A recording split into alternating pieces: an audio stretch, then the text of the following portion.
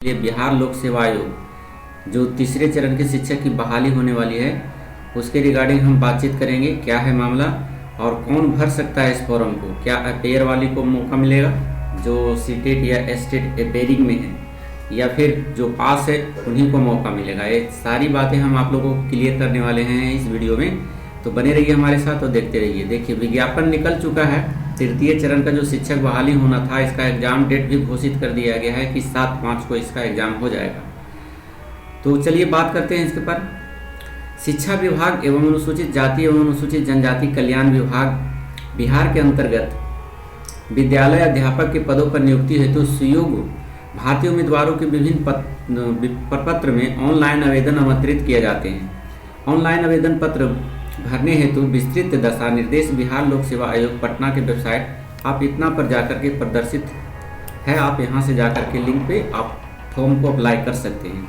देखिए, कह रहा है पहला कंडीशन दिया है कि शिक्षा विभाग के अंतर्गत प्राथमिक विद्यालय में 1 से 5 तक जो मध्य विद्यालय और कक्षा 6 से 8 के विद्यालय अध्यापक तथा माध्यमिक कक्षा 9 से 10 विशेष विद्यालय अध्यापक 9 से 10 एवं उच्च माध्यमिक विद्यालय 11 से 12 के विद्यालय अध्यापक के पद के लिए विषयवार रिक्ति जिलावार आरक्षण रोस्टर समेकित रूप से प्रशासनिक विभाग के द्वारा उपलब्ध कराए जाने के बाद आयोग की वेबसाइट इतना पर प्रदर्शित की जाएगी कर दिया गया है और नोटिफिकेशन भी दे दिया गया है कि कब तक इसका फॉर्म अप्लाई का लास्ट डेट है।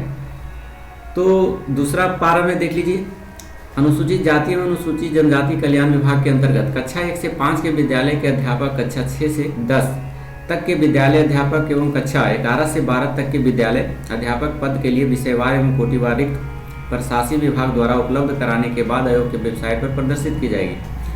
कह रहा है कि अभ्यर्थियों की संख्या के अनुरूप परीक्षा का संचालन 1 से अधिक चरणों में हो सकता है। देखिए, यहाँ पर खास करके दे दिया गया है, जिस तरह से पहले चरण में देखे थे कि 2 चरणों में हुआ था। फर्स्ट चरण में जो हुआ था 2 सीटिंग में हुआ था, सेकेंड चरण में भी 2 सीटिंग में एग्जाम लिया गया था। तो अगर परीक्षार्थियों की संख्या इसमें बढ़ती है तो 1 से अधिक चरणों में इसका एग्जाम का आयोजित किया जाएगा। नेक्स्ट पॉइंट में इसका देख लीजिए कि इस विज्ञापन हेतु ली जाने वाली परीक्षा में शैक्षणिक योग्यता एवं शिक्षक पात्रता परीक्षा जो सीटेट है और एस्टेट है अपेयरिंग कैंडिडेट को शामिल नहीं किया जाएगा। देख लीजिए, इसमें साफ कह दिया गया है कि जो आप अपेयरिंग कैंडिडेट हैं, चाहे सीटेट में अपेयरिंग है या एस्टेट में अपेयरिंग है, उनको है जो फॉर्म अप्लाई करने के लिए पात्र नहीं है। डायरेक्ट कह दिया है नोटिफिकेशन। इससे साबित हो गया है कि आप अगर सीटेट पास हैं, आपके पास सर्टिफिकेट है, एस्टेट पास है, सर्टिफिकेट है, तभी आप इस फॉर्म को तीसरे चरण वाले शिक्षक बहाली में फॉर्म को अप्लाई कर सकेंगे। अगला देख लीजिए, शिक्षा विभाग द्वारा अनुसूचित जाति एवं अनुसूचित जनजाति कल्याण विभाग के अंतर्गत सभी विद्यालय अध्यापक के पद पर नियुक्ति हेतु अनिवार्य अर्हता निम्नवत होगी।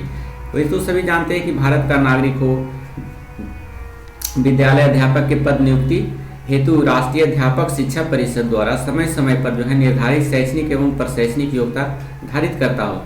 विशेष विद्यालय अध्यापक के लिए अर्हता भारतीय पुनर्वास परिषद के अनुरूप अनुमान्य होगा।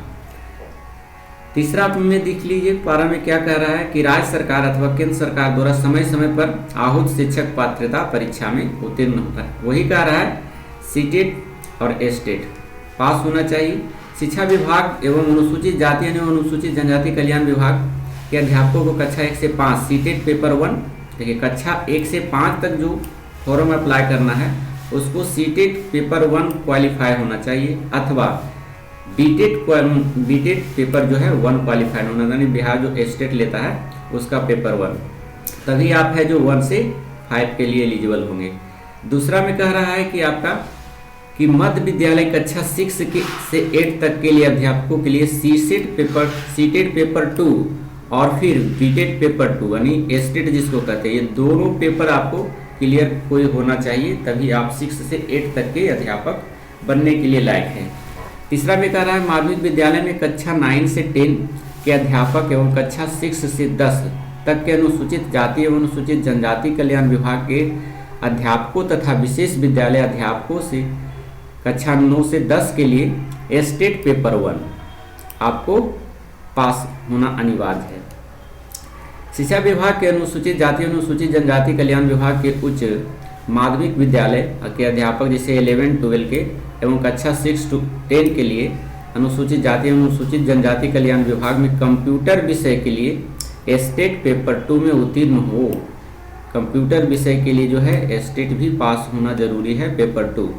परंतु 2012 से पूर्व नियुक्ति एवं कार्यरत शिक्षक जो दस्ता परीक्षा उत्तीर्ण होंगे के लिए शिक्षक पात्रता परीक्षा में उत्तीर्णता अनिवार्य नहीं होगी। देख लीजिए, साफ कह दिया है कि जो 2012 से पहले नियुक्ति एवं कार्यरत जो शिक्षक थे जो दस्ता परीक्षा पास हो चुके होंगे के लिए पात्रता परीक्षा में उत्तीर्णता अनिवार्य नहीं होगी। वो नहीं कर सकते हैं, वो स्टेट या स्टेट उत्तीर्णता प्राप्त नहीं हो सकते। इसी के बारे में कहा गया है। शिक्षा विभाग के ज्ञापन 581 एवं दिनांक 17/6/2023 के आलोक में स्पष्ट किया जाता है कि सीटेट अभ्यर्थी के लिए या बीटेट 2017 के लिए लागू प्रावधानानुसार समान कोटि के अभ्यर्थी को न्यूनतम 60% अंक होना चाहिए। पिछड़ा वर्ग, अत्यंत पिछड़ा वर्ग एवं समान कोटि के महिला उम्मीदवार के लिए 55% अंक एवं अनुसूचित जाति एवं अनुसूचित जनजाति तथा निःशक्त कोटि उम्मीदवारों के लिए न्यूनतम 50% अंक के आधार पर उत्तीर्ण माना जाएगा। तो आप लोग अगर सीटेट या बीटेट जनरल से हैं तो 60% उसमें अंक होना चाहिए पासिंग मार्क्स, और उससे अगर पिछड़े वर्ग में अत्यंत होते हैं या अन्य पिछड़े वर्ग के समान कोटि की महिला उम्मीदवार हैं तो उनको 55% और SC/ST के लिए 50% अंक आधार उत्तीर्ण माना जाएगा। और देखिए यहाँ पर दिया गया है कि विद्यालय अध्यापक के पद पर नियुक्ति हेतु राष्ट्रीय अध्यापक शिक्षा परिषद द्वारा समय समय पर निर्धारित एवं शैक्षणिक एवं पर शैक्षणिक योग्यता धारित करता है एवं विशेष विद्यालय अध्यापक के लिए हर्ता भारतीय पुनर्वास परिषद के अनुरूप अनुमान होगा जो संप्रति निम्नवत है। नीचे दिया गया है शिक्षा विभाग के अनुसूचित जाति अनुसूचित जनजाति कल्याण विभाग के अंतर्गत विद्यालय अध्यापक के मूल कोटि 1 से 5 पद के लिए नियुक्ति होती। शैक्षणिक योग्यता देख लीजिए, न्यूनतम कह रहा है 50% अंकों के साथ उच्चतम माध्यमिक अथवा इसके समकक्ष तथा प्रारंभिक शिक्षा में 2 वर्षीय डिप्लोमा, चाहे वो किसी भी नाम दिया गया हो, अथवा न्यूनतम 45 अंकों के साथ उच्चतम माध्यमिक अथवा उसके समकक्ष प्रारंभिक शिक्षा साथ में 2 वर्षीय डिप्लोमा, चाहे वो किसी भी नाम से दिया गया हो, जो राष्ट्रीय अध्यापक शिक्षा परिषद मान्यता मापदंड एवं क्रियाविधि विनिमय 2002 के अनुसार प्राप्त किया गया हो। तो ये सब आप देख लीजिएगा।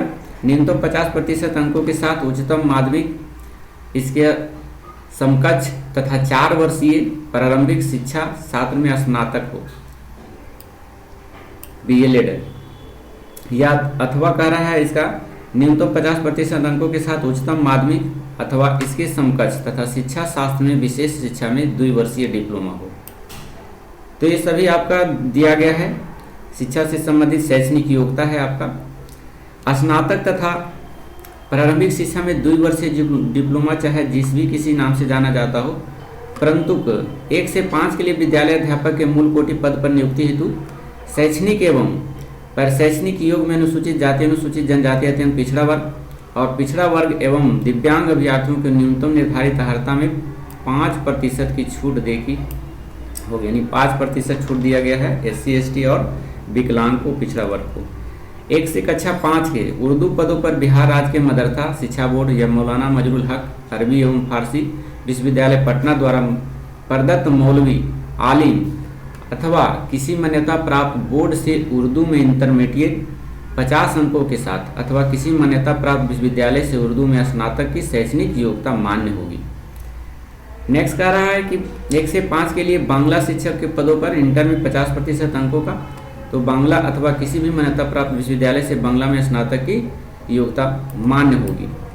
तो बहुत सारे क्वालिफिकेशन दिया गया है, हर एक सब्जेक्ट का अलग अलग दिया गया है। तो आप लोग इसको जा करके आप देख सकते हैं, वेबसाइट पर डाउनलोड कर सकते हैं इसको और इसको पूरी जानकारी ले सकते हैं। शिक्षा विभाग के पत्रांक में 22-23 दिनांक 7/12/2023 के आलोक में NIOS के द्वारा प्रदत्त 18 महीनों में DLED की उपाधि मान्य नहीं होगी। तो देखिए साफ कह दिया गया है शिक्षा विभाग बिहार पत्रांक में कि जो 7/12/2023 के आलोक में NIOS द्वारा प्रदत्त 18 महीने के जो होता है DLED DELED जिसको कहते हैं, तो उसको जो है मान्यता नहीं मिलेगी। साफ साफ कह दिया गया है। विद्यालय प्राध्यापक स्नातक कोटि के लिए कक्षा 6 to 8, मध्य विद्यालय में स्नातक कोटि 6 to 8 के विद्यालय अध्यापक के निम्न पद होंगे, जैसे गणित के, विज्ञान के विद्यालय अध्यापक और सामाजिक विज्ञान विद्यालय अध्यापक होंगे और भाषा के विद्यालय अध्यापक होंगे। ये 3 को का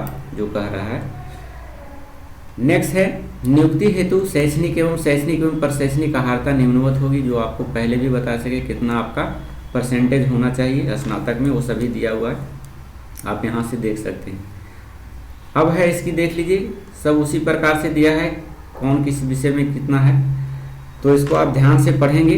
अच्छा, एक विषय इसमें दिया गया है आपका कि कौन विषय का टीचर बनना चाहते हैं, तो उसमें आपकी सारी जानकारी इसमें दिया गया है। तो इससे रिगार्डिंग आप पूरी तरह से योग्यता में देख लीजिए, यहाँ पर दिया है न्यूनतम 50 अंकों के साथ किसी भी मान्यता प्राप्त विश्वविद्यालय अथवा मान्यता प्राप्त बोर्ड से संस्थान से संगीत शिक्षा में स्नातक की उपाधि अथवा उसके समकक्ष अर्हता मान्यता प्राप्त संस्था से के संबंध में किसी प्रकार का विवाद उत्पन्न होने पर प्रशासनिक विभाग का निर्णय अंतिम होगा। ललित कला के विषय में दिया गया है, उसी प्रकार के सब विषयों से बारी बारी से इसमें डिटेल दिया गया है आप किस विषय की। जैसे विज्ञान में हो गया तो विज्ञान के लिए क्या है, देखिए विज्ञान विषय से जो ग्रेजुएशन विज्ञान से किए हुए हैं यहाँ पर ध्यान से देखें। स्नातक स्तर पर जंतु विज्ञान देख लीजिए, यहाँ जंतु विज्ञान या प्राणी विज्ञान, वनस्पति विज्ञान एवं रसायन शास्त्र विषय में पठित होना चाहिए अथवा इंजीनियरिंग से स्नातक में जिसने विज्ञान की विशेषज्ञता हो। तो ये सभी अगर विज्ञान का टीचर बनना चाहिए तो इसके लिए एलिजिबल होना चाहिए। शिक्षा विभाग द्वारा अधिसूचना दिया गया है 21/6/2023 के आलोक में जंतु विज्ञान एवं वनस्पति विज्ञान एवं रसायन शास्त्र के अलावा अगर आपको बायोटेक्नोलॉजी या माइक्रोबायोलॉजी में भी अगर आप शिक्षा हासिल किए हैं तो भी माना जाएगा। अगला है सामाजिक विज्ञान टीचर के लिए दिया गया है क्राइटेरिया, देख लीजिए आप। भाषा से संबंधित जो इंग्लिश और हिंदी से संबंधित है, जो आप लिए हैं हिंदी का टीचर या इंग्लिश का टीचर बनना चाहते हैं, इसमें माध्यमिक विद्यालय अध्यापक के पद हेतु भाषा से संबंधित विषयों से संबंधित भाषा में स्नातक उत्तर और प्रतिष्ठा ऑनर्स, यानी ऑनर्स जो होना चाहिए जिस विषय में है भाषा में होना चाहिए, या फिर हिंदी बनना चाहते हैं हिंदी में, इंग्लिश का बनना चाहते हैं हिंदी में, या फिर अनुषांगिक विषय सब्सिडी के रूप में होना चाहिए। अगर आपके पास ऑनर्स में ये नहीं है तो सब्सिडी के अंतर्गत यह भाषा होना अनिवार्य है, चाहे वह हिंदी हो या फिर अंग्रेजी हो, सब्सिडी के रूप में भी होता है, तो फिर भी आपके लिए एलिजिबल है भाषा शिक्षक के लिए। उसी प्रकार से सब विषय का दिया हुआ है। इसकी फॉर्म की ऑनलाइन की बात करें तो 10 तारीख से 10 फरवरी से ऑनलाइन शुरू हो गया है। आज से आप लोग आज से ऑनलाइन कर सकते हैं, और इसकी एग्ज़ाम जो है बहुत ही जल्द घोषित कर चुका है, पहले से डेट निर्धारित है कि आपका 7 मार्च को एग्ज़ाम ले लिया जाएगा, तो ले लिया जाएगा कन्फर्म। अपेयरिंग वाले को इस बार मौका नहीं दिया है, तो वो क्या करें, DLED वाले जो नहीं है इसमें अपेयरिंग वाले, तो उनके लिए अगस्त में फिर से मौका दिया जा रहा है। चौथे चरण का टीचर बहाली आने वाली है, तो उसमें आपको अगर आप क्वालिफाई कर जाते हैं जो अपेयरिंग कैंडिडेट है तो उन्हें अगस्त में चांस दिया जाएगा। इसमें तो है टियर 3 में जो तीसरे चरण की बहाली निकाली गई है जिसकी बात हम लोग कर रहे हैं, उसमें आप लोग को वंचित कर दिया गया है, अपेयरिंग को कोई मौका कोई चांस नहीं दिया गया है। तो हरास होने की ज़रूरत नहीं है, अगस्त में आपके लिए दरवाज़ा फिर खुलने वाले हैं, बशर्ते अपनी तैयारी को बेहतर रूप देते रहें और समय समय पर वेबसाइट को अवलोकन करते रहें। और अगर हाँ हमारे चैनल पर आप नए हैं तो कृपया करके वीडियो को लाइक कर दीजिए और सब्सक्राइब कर लीजिए, ताकि जो भी खबरें आए शिक्षा से रिगार्डिंग वो सबसे पहले हम आपको प्रोवाइड करते रहें, सबसे पहले आप पढ़ें। तो देख लीजिए आपका क्या क्या है, कौन विषय का टीचर बनना चाहते हैं, बहुत है, 57 पेज का ये दिया गया है, 23 पेज का दिया गया है। तो आपको आप यहाँ से आप देख सकते हैं फिजिक्स के टीचर, केमिस्ट्री, इकोनॉमिक्स, कॉमर्स के या फिर बॉटनी जूलॉजी के लिए क्या क्राइटेरिया है, आप सब यहाँ पर आप देख सकते हैं। तो चलिए फिर इसी विषय के साथ फिर हम अगले वीडियो में फिर मुलाकात करते हैं आपसे। तो आप लोग ज़रूर देखें, है ना। स्नातक के लिए अर्हता प्राप्त सभी के लिए दिया गया है, चाहे वह PGT दे रहे हैं या फिर TGT। आयु सीमा की बात, आयु सीमा बहुत है, न्यूनतम है 21 वर्ष, अधिकतम 37 वर्ष तक है, ये सभी आप लोग जानते हैं। सेवानिवृत्ति क्या है, 60 वर्ष निर्धारित है, टीचर को जो 60 वर्ष तक सेवा देना होता है, ये सभी आपका है दिया हुआ है। तो इस स्थिति में आप लोग है जो अपनी तैयारी, यहाँ पर देखिए एक और दिया गया है बंगला टीचर के लिए क्या क्या 1 से 5 तक होना चाहिए, हिंदी अंग्रेजी के लिए, ये सभी भाषा से संबंधित है आपका बहुत सारा। तो फिर मिलते हैं ऐसी सूचनाओं के साथ अगले वीडियो में, जब तक के लिए धन्यवाद। Thank you so much, thank you for watching.